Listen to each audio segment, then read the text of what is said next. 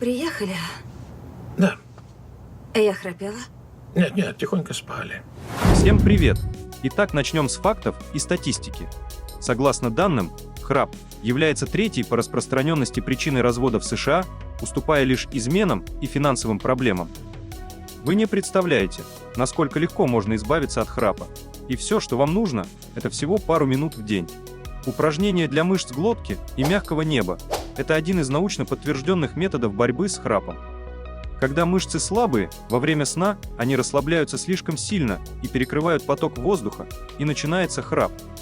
Когда мышцы становятся крепче, они лучше поддерживают проходимость дыхательных путей, и храп уменьшается или исчезает. Само упражнение – это техника, схожая с одной из известных методик орофарингеальных упражнений. Они реально применяются в практике лечения легких и средних форм храпа без операции. Давайте расскажу. Чтобы убрать храп, нужно укрепить мышцы мягкого неба. И есть одно упражнение, которое действительно работает. Произнесите звук «ии», сильно напрягая мышцы глотки, мягкого неба и даже шеи.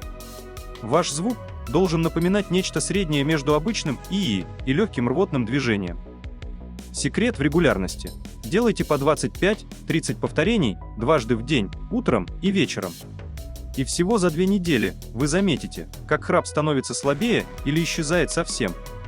А вместе с ним приходит крепкий, глубокий сон и хорошее самочувствие утром. Важно!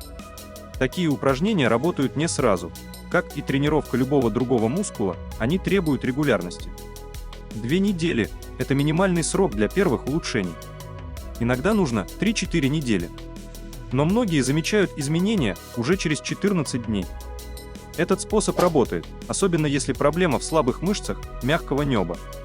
Но если храп связан с другими причинами, например, ожирением, искривлением носовой перегородки или апноэ сна, тогда только упражнения могут быть недостаточны. Там нужна консультация врача.